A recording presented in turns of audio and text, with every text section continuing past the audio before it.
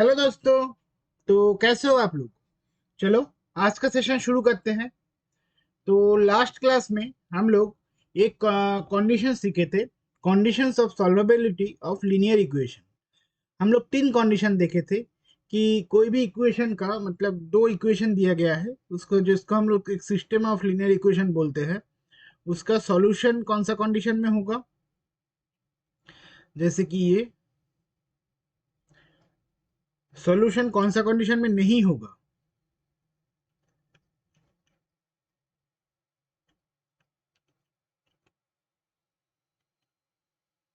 कौन सा कंडीशन में इन्फिनिटी नंबर ऑफ सॉल्यूशन होगा? वो भी हम लोग देखे। और जैसे कि ये और एक चीज हम लोग देखे थे कि कौन सा कंडीशन में कोई सॉल्यूशन नहीं होगा। ठीक है, ये तीन कंडीशन देखे थे। अभी क्या है ना, हम लोग का एग्जाम में इस सब के रिलेटेड बहुत सारा क्वेश्चन आते रहता है। लगभग लगभग हर एक साल में तुम लोगों को एक क्वेश्चन तो एटलीस्ट मिल ही जाएगा। तो उसके रिलेटेड हम लोगों को कुछ प्रॉब्लम प्रैक्टिस कर लेना चाहिए। क्या इसका कंडीशन मैच कर रहा है कि नहीं, कैसे कुछ वैल्यू आता है। तुम लोग एक काम करो, मैं तुम लोगों को प्रॉब्लम दिखाता हूँ। इससे क्या होगा ना, तुम लोगों को आइडिया बहुत अच्छी तरह से क्लियर हो जाएगा। ठीक है, देखो, पहले तो एक टाइप का क्वेश्चन आ सकता है। मैं तुम लोग आज हम लोग प्रॉब्लम ही डिस्कस करेंगे। Find whether the given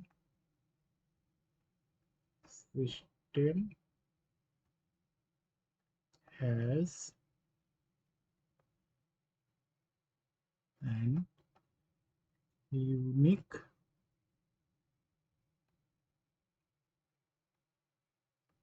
solution. क्या है? 3x plus 5y is equal to 12 and 5x plus 3y is equal to 4। ठीक है, इसका यूनिक सॉल्यूशन हैगा कि नो नो सॉल्यूशन होगा कि इन्फिनिटी नंबर ऑफ सॉल्यूशन।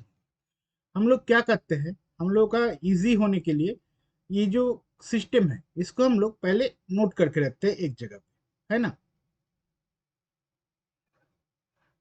इसको ऐसे लिखते हैं ना, ऐसे देखो तो, ऐसे लिखते हैं यूनिक सॉल्यूशन। यूनिक सॉल्यूशन कौन सा कंडीशन में होगा? बोलो, याद है कुछ? जब a1/a2 is equal to b1/b2 नहीं होगा। ठीक, उसके बाद क्या होगा? Infinite solution. ये कौन से कंडीशन में होगा? जब a1/a2 is equal to b1/b2 is equal to c1/c2। ठीक, और लास्ट में क्या है? No solution.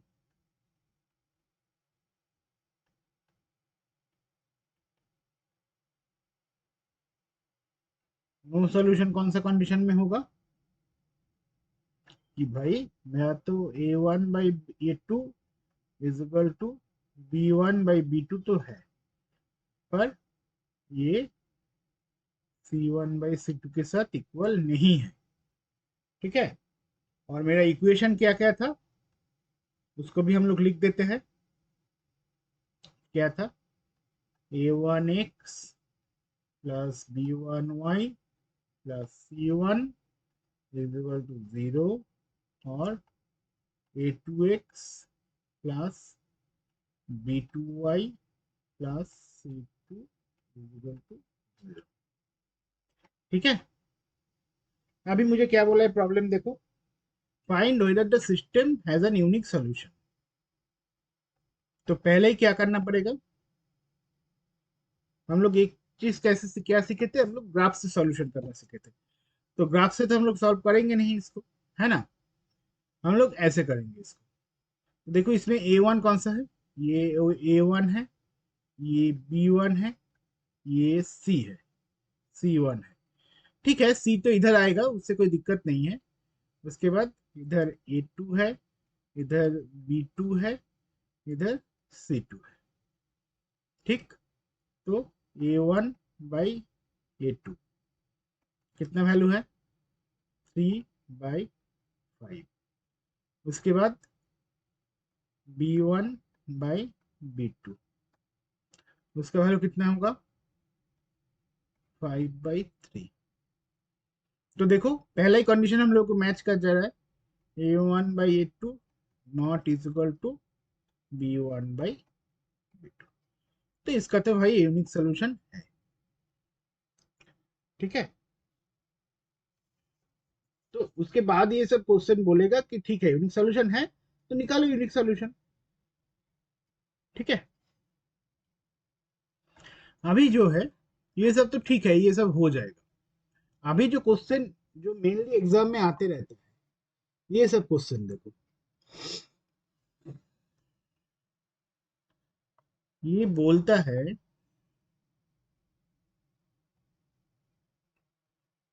Find the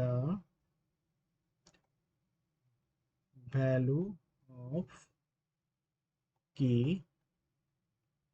for which the following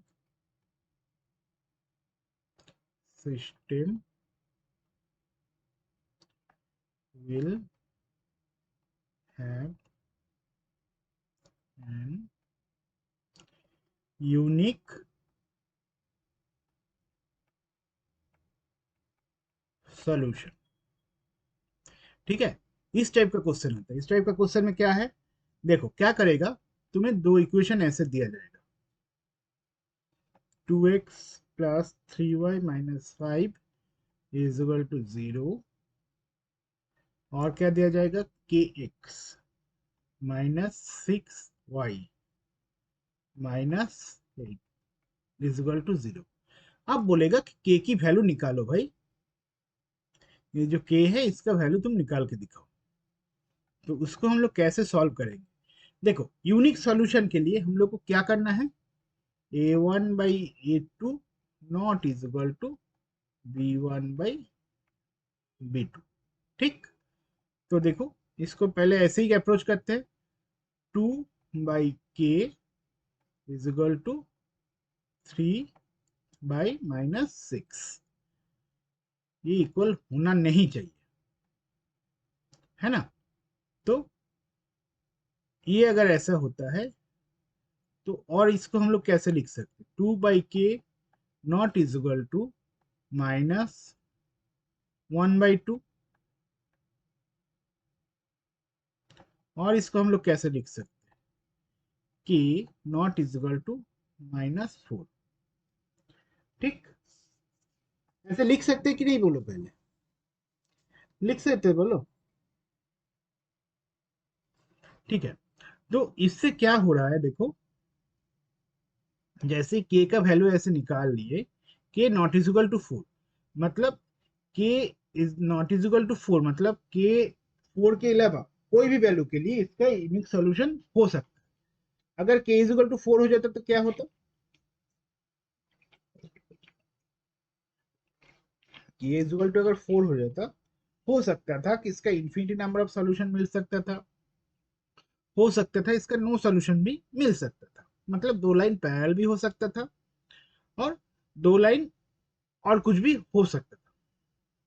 ठीक है, कोइंसिडेंस भी हो सकता था, कुछ भी हो सकता था, पर वो हम लोग को सोचना नहीं है कि कब वैल्यू कुछ भी हो जाए पर -4 होना नहीं चाहिए। ठीक है, तो ऐसे ही इसको सॉल्व करते हैं।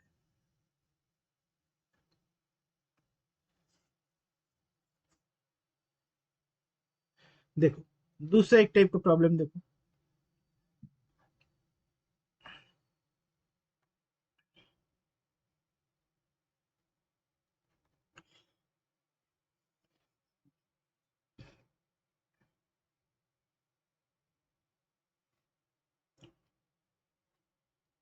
फॉर व्हाट वैल्यू ऑफ के the following system will have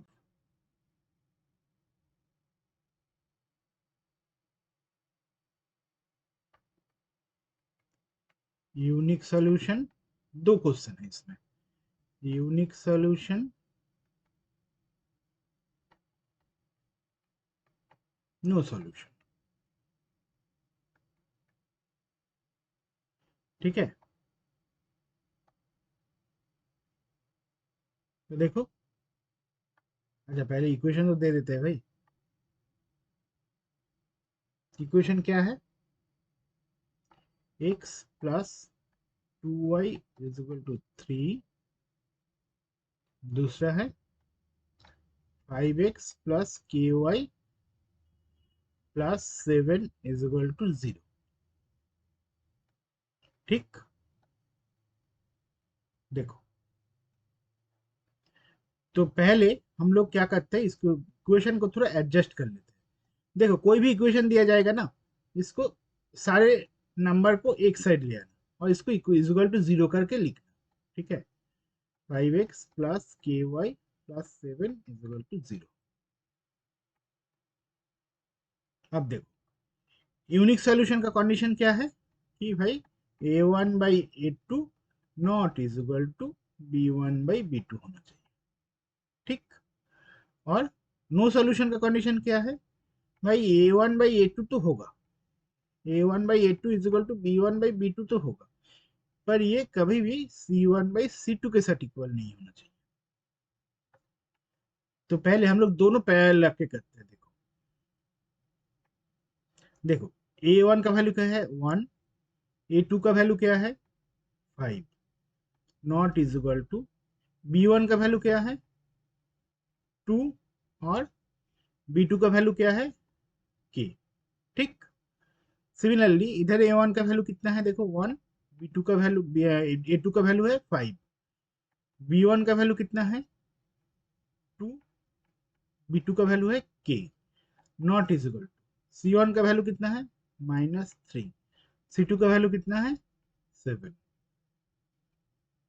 ठीक, तो इधर से क्या आ रहा है? देखो k not is equal to 10, मतलब के 10 के छोड़ के 10 छोड़ के कोई भी वैल्यू के लिए ये यूनिक सॉल्यूशन हो सकता है। अब नो सॉल्यूशन का क्या बोल रहा है? देखो देखो, इधर से तो हो सकता है कि k इज इक्वल टू 10 होगा, k इज इक्वल टू 10 होगा, पर ये तो पॉसिबल नहीं है, ये तो नो सॉल्यूशन नहीं होगा, है ना। k इज इक्वल टू 10 जैसे ही हो जाएगा, इसका क्या होगा? इसकी यूनिक सॉल्यूशन आ जाएगा, नो सॉल्यूशन आ जाएगा, है ना।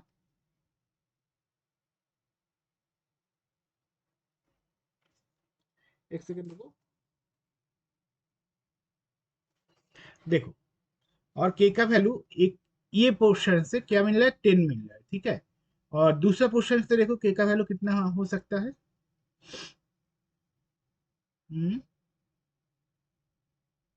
-6/7। पॉसिबल नहीं है, k का एक ही साथ इतना सारा वैल्यू तो पॉसिबल नहीं है, इसको हम लोग रिजेक्ट कर सकते हैं। तो देखो k not is equal to 10 के लिए क्या होगा? ये जो सिस्टम ऑफ इक्वेशन है, इसका तुम्हारा मतलब k के 10 को छोड़कर कोई भी वैल्यू के लिए इसका यूनिक सॉल्यूशन आ सकता है। पर जैसे ही k इज इक्वल टू 10 हो जाएगा, k इज इक्वल टू 10 मतलब इसका क्या वैल्यू आ रहा है? b1/b2, देखो 1/5 आ जा रहा है ना, इधर से देखो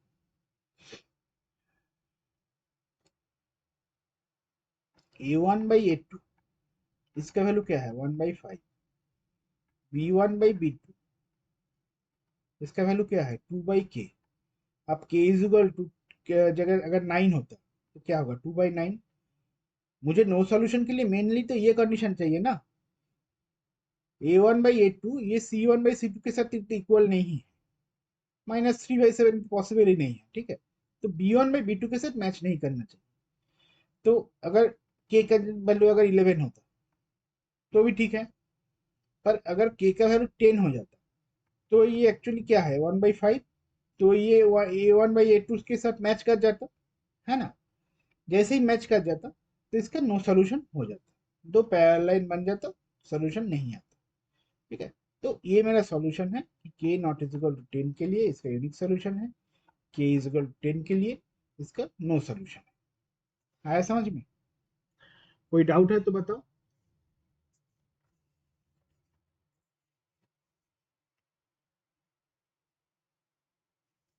देखो, अभी कुछ प्रॉब्लम हम लोग करेंगे जो एग्जाम में लगभग लगभग हर साल ही आया है। तो पहला एक क्वेश्चन हम लोग करते हैं, देखो।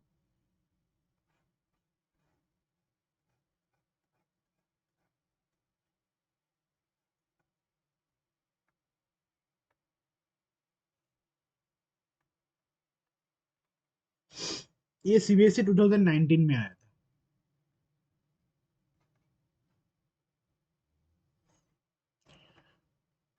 2x प्लस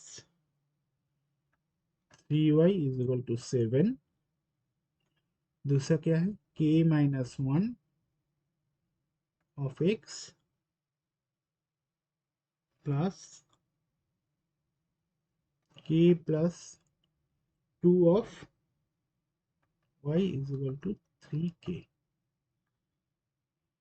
क्या बोला है, find the value of k for which it will have infinite number of solutions, ठीक है।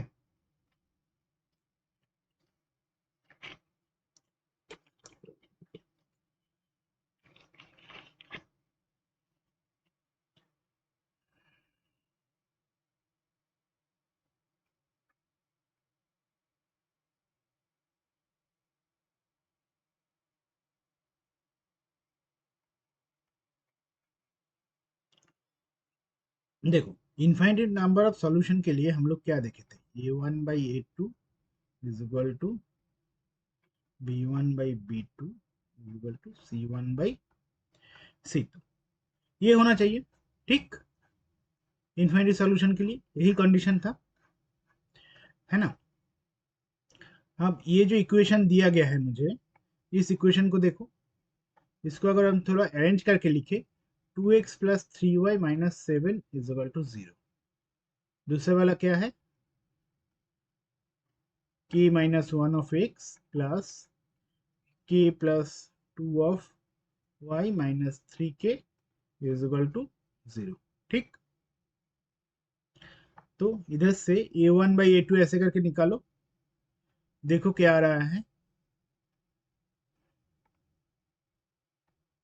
2/k-1 is equal to 3/k plus 2 is equal to -7/-3k, ठीक।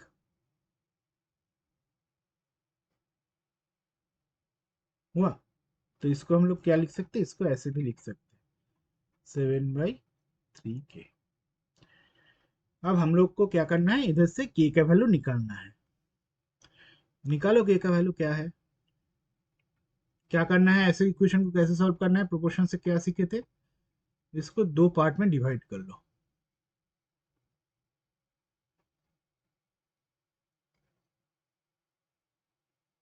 देखो तो ठीक कर रहे हैं क्या, 6k is equal to 7k minus 7 और k is equal to 7। Similar way में अगर इसको सॉल्व करने की कोशिश करते हैं, देखो तो हो रहा है कि नहीं। 2/k-1 is equal to 3/k plus 2, 2k plus 4 is equal to 3k minus 3, तो k is equal to 7। देखो सारे डायरेक्शन से k का वैल्यू 7 आ रहा है, तो k is equal to 7 के लिए इस इक्वेशन का यूनिक सॉल्यूशन मिलेगा, no infinite number of solution मिलेगा। ठीक है, इनफाइनाइट नंबर ऑफ सॉल्यूशंस। ठीक, आया समझ में? कोई दिक्कत नहीं है तो चलो, अभी हम लोग और एक दो प्रॉब्लम करते हैं।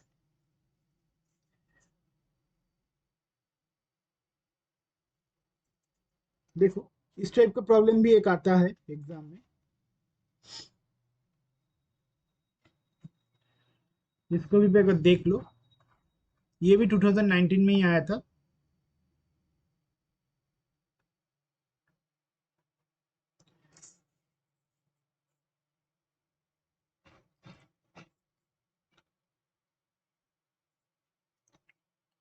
क्या दिया गया है equation? 2a minus 1 of x plus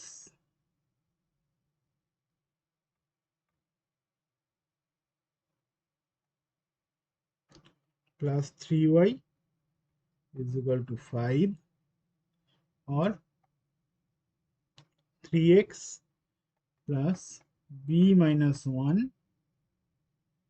of y is equal to 15। इसमें क्या बोल रहा है? फाइंड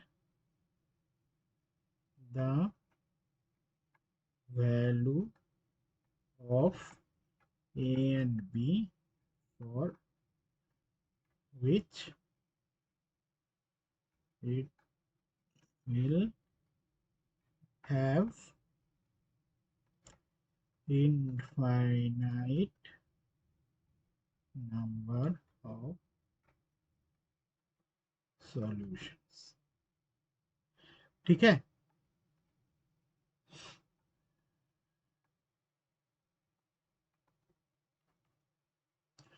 तो देखो इसको अगर एडजस्ट करेंगे, एडजस्ट हम लोग नहीं करने जा रहे, इसको डायरेक्ट हम लोग करने की कोशिश करते हैं। चलो इतना देर तो प्रैक्टिस हो ही गया ना। चलो a1/a2 हो गया, b1/b2 कितना है ऐसे, और c1/c2 कितना है -5/-15। तो इसको अगर अरेंज करेंगे तो क्या आ जाएगा, is equal to 3/b-1 is equal to 1/3। तो 2a-1 इज इक्वल टू 1।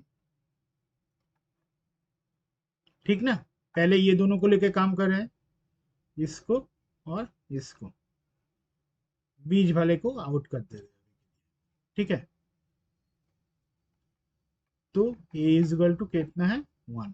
ठीक, similarly 3/b-1 is equal to 1/3 और 9 इज इक्वल टू b-1 और b इज इक्वल टू 10। ठीक है, समझ में आया कुछ मैं जो किया? क्या किया बोलो तो? ठीक है, ठीक है, चलो, तो इसी तरह से क्वेश्चन आ सकता है। अभी हम लोग और एक मेथड सीखेंगे इसको इक्वेशन सॉल्व करने के लिए, जो हम लोग का अभी के सिलेबस में तो है नहीं, पर हो सकता है सिलेबस जब रिवाइज होगा तुम लोग को फिर से सिलेबस में डाल दे। इसलिए मेरे ख्याल से एक बार प्रैक्टिस कर लेना, जान लेना ज़रूरी होता है। और ये अगर मेथड हम लोग सीख लेते हैं ना, तो फ्यूचर में बहुत काम आएगा। फ्यूचर के नहीं बोलेंगे, बहुत जल्दी काम आएगा तुम लोग का, जो हायर क्लास में जाओगे, क्लास 10-11 में, क्लास 11-12 में, तब भी ये सब सॉल्यूशन काम आएगा। इसको बोलते हैं हम लोग क्रॉस मल्टीप्लिकेशन मेथड। ये मेथड हम लोग एक बार सीख लेते हैं। चलो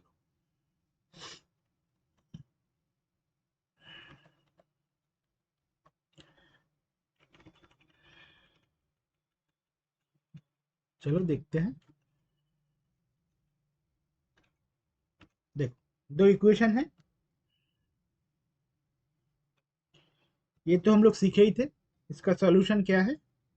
इसका सॉल्यूशन हम लोग ऐसे निकाल सकते हैं। इसको कैसे निकालेंगे, इसको हम लोग एक बार देखते हैं। चलो, उसके बाद इसको निकालने के लिए बहुत अच्छा अच्छा एक टेक्निक है, उसको भी हम लोग सीखेंगे। ठीक है, चलो इसको पहले देखते हैं।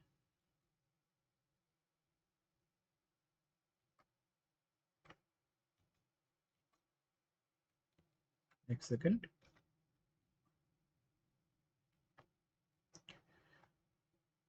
तो इसका मैं हेडिंग दे देता हूँ,